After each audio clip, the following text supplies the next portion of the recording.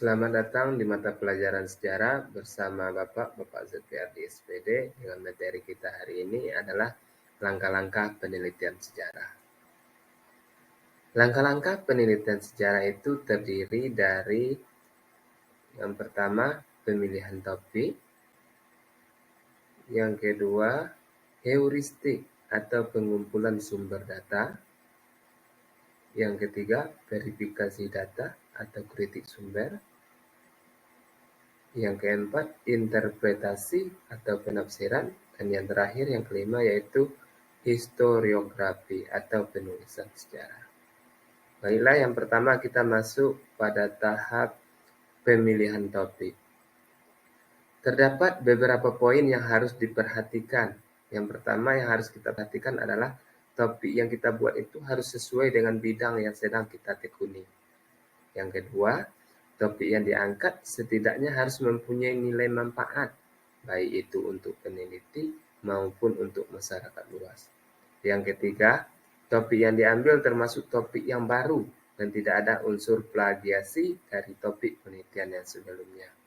Yang keempat, topik yang dipilih akan lebih baik bila masuk dalam jangkauan peneliti atau hal yang sedikit atau banyak dikuasai oleh peneliti dan dalam penelitiannya bisa melakukan dengan maksimal. Dan yang terakhir, tentang topik penelitian pada dasarnya merupakan permasalahan yang butuh untuk dijelaskan, dipecahkan, dan dideskripsikan lebih lanjut. Oleh karena itu, ketika suatu topik tidak memerlukan pemecahan masalah, maka topik tersebut tidak dapat diangkat dalam sebuah penelitian. Tahap kedua yaitu heuristik atau pengumpulan sumber. Jadi sumber-sumber sejarah itu dikumpulkan dan sumber itu terbagi dua. Yang pertama sumber primer yaitu adalah sumber sejarah yang asli atau sumber sejarah yang didapatkan langsung dari pihak yang mengalami sejarah. Bentuk sumber primer ini bisa saja dalam bentuk dokumen tertulis dan juga hasil wawancara. Yang kedua, sumber sekunder. Nah, sumber sekunder itu adalah sumber sejarah masa lalu yang berbentuk tulisan.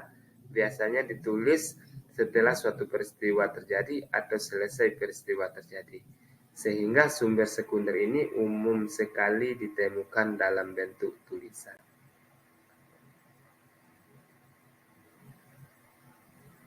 Heuristik, pengumpulan sumber ini kalau dibagi lagi bisa terbagi menjadi tiga. Yang pertama sumber lisan yang merupakan sumber secara lisan berupa hasil wawancara dengan mereka yang mengalami peristiwa sejarah secara langsung. Yang kedua, sumber tulisan merupakan sumber sejarah dalam bentuk tulisan, baik itu berbentuk buku, buku harian, surat kabar, laporan, dan lain sebagainya.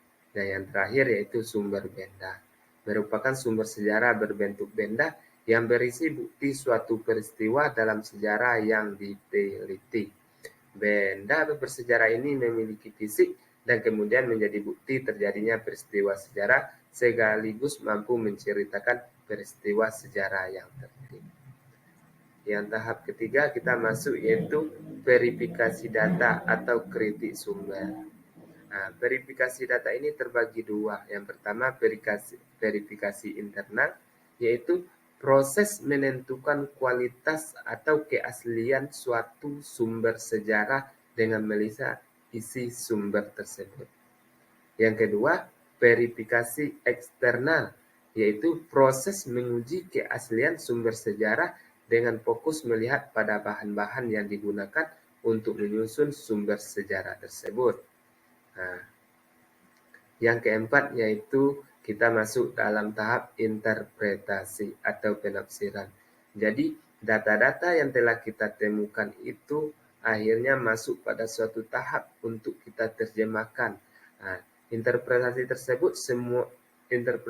itu dilakukan terhadap semua sumber sejarah yang sudah selesai kita verifikasi. Nah, dan pada tahap ini peneliti akan menafsirkan semua informasi dari sumber sejarah yang didapatnya. Nah, prosesnya membutuhkan pemikiran yang objektif dan logis. Dan setelah ditafsirkan, maka hal yang terakhir kita lakukan adalah historiografi, yaitu penulisan. Tahap akhir ini dalam penelitian sejarah adalah melakukan penulisan sejarah berdasarkan hasil interpretasi sumber sejarah. Nah, penulisannya kemudian mengikuti kaidah atau aturan yang berlaku, mulai dari struktur penulisan sampai bahasa yang digunakan. Nah, itulah materi kita pada hari ini.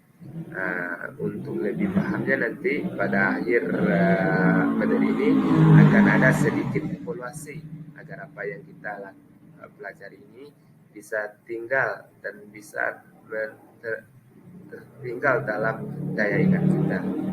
Evaluasi kita tentang materi yang telah kita pelajari ini yang pertama yaitu tulislah tahap-tahap dalam penelitian sejarah. Yang kedua, jelaskanlah perbedaan mendasar antara sumber primer dengan sumber sekunder. Dan yang terakhir, praktekkan langsung. Buatlah sebuah draft penelitian sejarah yang sumbernya bisa ditemukan di lingkungan sekitarnya. Sekian, terima kasih. Assalamualaikum warahmatullahi wabarakatuh.